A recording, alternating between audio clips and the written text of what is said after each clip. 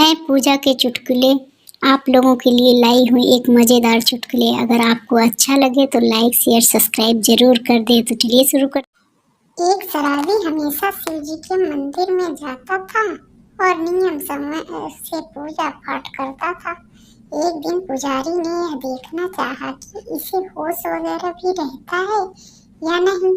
उसने शिव जी की जगह गणेश जी की मूर्ति रख दी। उस दिन भी शराबी आया, गणेश जी की मूर्ति देखी, पूजा पाठ वगैरह किया और जाते जाते गणेश जी से बोला, छोटू पापा आए तो बता देना, अंकल आए थे।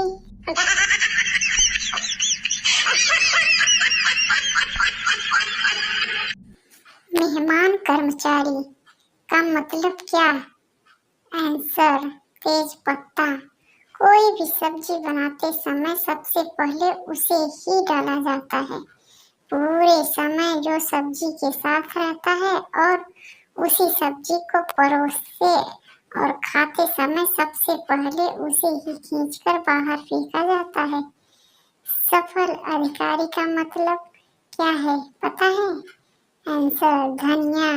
उसे पता ही नहीं होता क्या बन रहा है और सब्जी बन जाने के बाद में प्रस्तुत करने के समय डाला जाता है और फिर सब्जी के सारे स्वाद का श्रेय उसे ही दिया जाता है।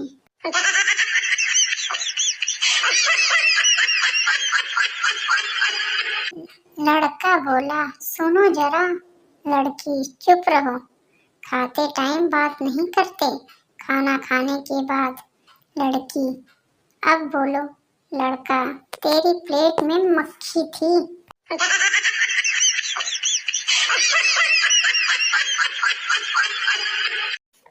टीचर बोला, अगर कोई गर्ल्स हॉस्टल की तरफ गया तो फाइन लगेगा, दूसरी बार गया तो 200 फाइन लगेगा और तीसरी बार सीधा 500 का फाइन लगेगा। स्टूडेंट बोला, सर जी, ये हमने मंथली पास बनवाना हो तो कितने का बढ़ जाएगा?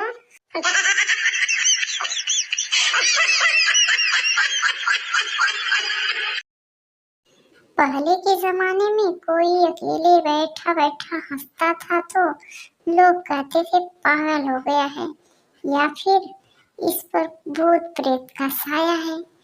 मगर आज के जमाने में जब कोई अकेले बैठकर हंसता है तो लोग कहते हैं, क्या यार अकेले अकेले मजे ले रहा है, मुझे भी सेंड करना।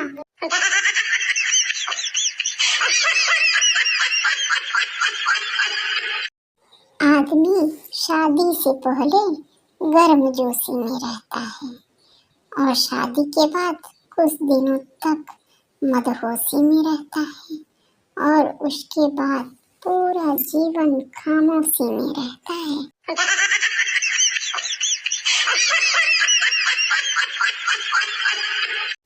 पति बोला, अरे सुनो, मुन्ना रो रहा है, चुप कराओ इसे। पत्नी गुस्से में बोली, मैं काम करूं या बच्चे संभालूं? मैं इसे दहेज में नहीं लाई थी, खुद ही चुप करा लो। पति बोला, फिर रोने दें, मैं कौन सा इसे बारात में लेकर गया था।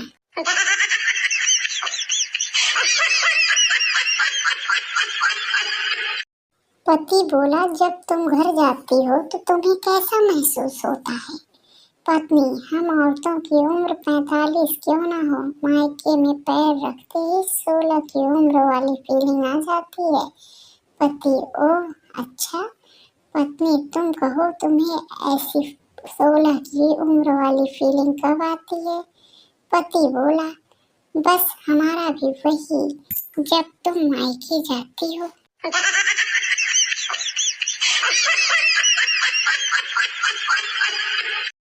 सबकी पत्नी चाहती हैं पति उन पर ही मरे। जब पति उन पर मरता है तो बोलती हैं कहीं और जाकर मरो।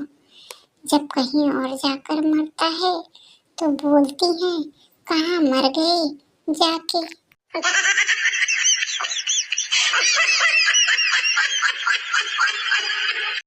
आम आदमी होना भी मुसीबत है। शर्ट खरीदे तो जूते फट जाते हैं, जूते खरीदे तो पैंट फट जाते हैं, पैंट खरीदे तो मोजे फट जाते हैं, और सब एक साथ खरीदना हो तो मन करता है छोड़ो रहने दो।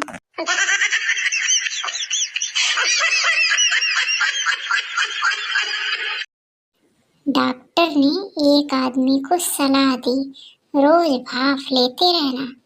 अगले ने सुना, हाफ लेते रहना, और यकीन मानो वो पूरा स्वस्थ हो गया।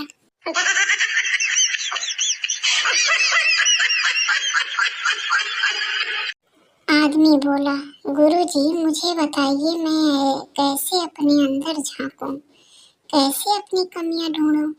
गुरुजी बोले, बेटा बहुत आसान है, शादी कर लो। तुम्हारी पत्नी न केवल तुम्हारी बल्कि पूरे खानदान की कमियां इतनी बार गिनवाएगी कि तुम्हें याद हो जाएगी।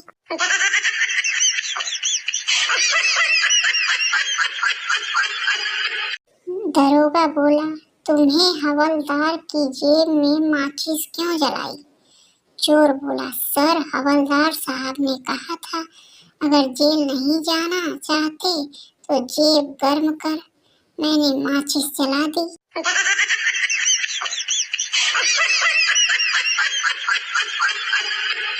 इतिहास गवाह है कि कर्ण के बाद सिर्फ वकील ही ऐसा व्यक्ति जो ये जानते हुए भी कि आप गलत हो, अंतिम समय तक आपका साथ देता है।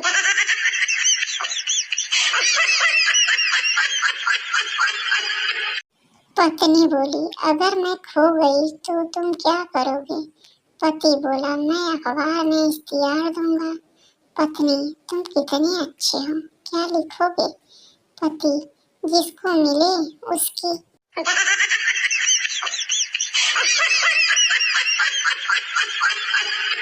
शादी समारोह चल रहा था। पंडित जी ने स्टेज पर खड़े होकर ये बोला, यदि किसी को इस शादी पर आपत्ति है तो अभी बोल दे। शादी होने के बाद कोई लफड़ा होगा तो दोनों की जिंदगी खराब होगी। जिसे भी कुछ कहना है सामने आकर कहे। तभी बारातियों में पीछे खड़ी एक सुंदर युवती गोद में बच्चा लिए आगे आई। पूरे मंडप में खुसर पुसर होने लगा। स्टेज पर खड़ी दुल्हन ने दूल्हे को थप्पड़ जड़ दिया। दुल्हन का बाप बंदूक लाने दौड़ा पड़ा। दुल्हन के भाइयों ने दूल्हे को नीचे गिराकर कूट दिया। दुल्हन की माँ बेहोश होकर गिर पड़ी। भयंकर अफरा तफरी मच गई। तभी पंडित जी ने उस युवती से पूछा, आपको क्या प्रॉब्लम है इस शादी से? युवती बोली, जी वो पीछे ठीक से सुनाई नहीं दे रहा था इसीलिए आगे आई। दो पागल छत पर सो रहे थे, तभी अचानक बारिश होने लगी। पहला पागल बोला, चल अंदर चलते हैं, आकाश में छेद हो गया है। इतने में बिजली भी कड़की। दूसरा पागल बोला, चल सो जा, लगता है बिल्डिंग वाले भी आ गए हैं।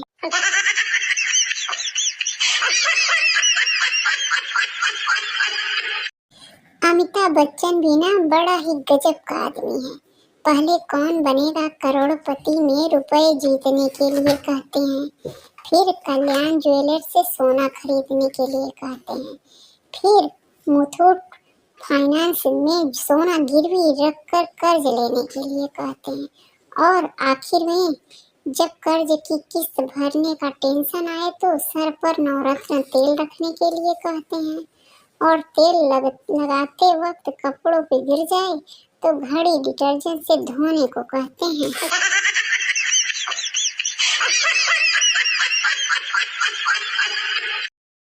टीचर बोला, क्या नाम है तुम्हारा? लड़की, परिधि व्यास सर। टीचर, पिताजी का नाम? लड़की, आधार चंद्र व्यास। टीचर, माँ का नाम? लड़की, त्रिज्या व्यास। टीचर, अजीब ज्योमेट्रिकल फैमिली है, रेखा और बिंद भी है क्या घर में? लड़की शर्माते हुए बोली, जी ये दोनों मेरी बुआ जी हैं। कल दिल्ली में था, आज मनाली निकलना है। पास में 45 लाख रुपए अकाउंट में भी हैं, और अगर कम पड़ा तो 15-20 लाख घर से मंगवा लूंगा। ऐसी जिंदगी पता नहीं कौन से लोग जीते हैं। यहाँ तो 239 रुपए का रिचार्ज कराने में ही अर्थव्यवस्था खराब हो जाती है।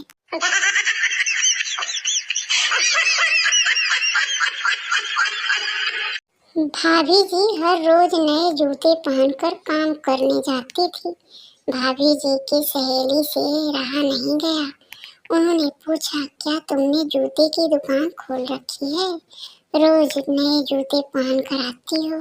भाभी जी हंसकर बोली, नहीं यार, मेरे घर के सामने एक मंदिर बन गया है।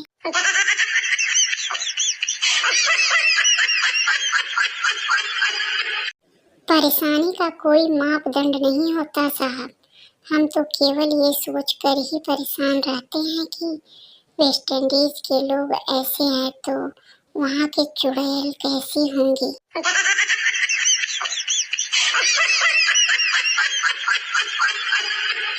संजू ने पूछा, पापा ये मर्द कौन होता है? पिताजी बोले, जो इंसान पूरे घर में अपनी हुकूमत चलाए वो मर्द होता है। संजू बोला, पापा मैं भी बड़ा होकर मम्मी की तरह मर्द बनूंगा।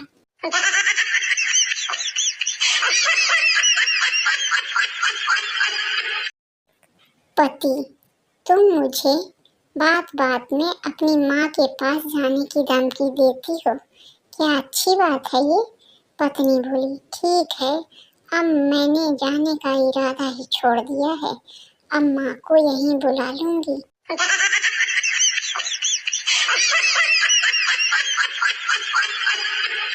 डॉक्टर रोगी से बोला, बहुत कमजोरी है, फल खाया करो छिलके सहित। 1 घंटे बाद रोगी वापस आया। डॉक्टर साहब, मेरे पेट में बहुत दर्द हो रहा है। डॉक्टर बोला, क्या खाया था? रोगी, नारियल छिलके सहित खाया था डॉक्टर साहब।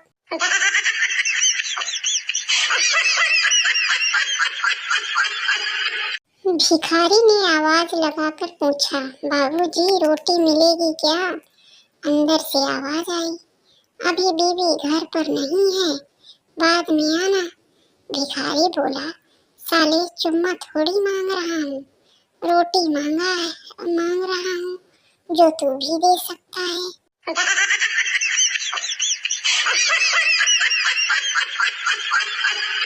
पत्नी, चाय कैसी बनी है? पति, बहुत शानदार। पत्नी, पर बेटे ने अच्छी नहीं बताई। पति, नादान है वो अभी, शादी के बाद सब सीख जाएगा। घर में शांति रखने के लिए कहाँ पर क्या बोलना है।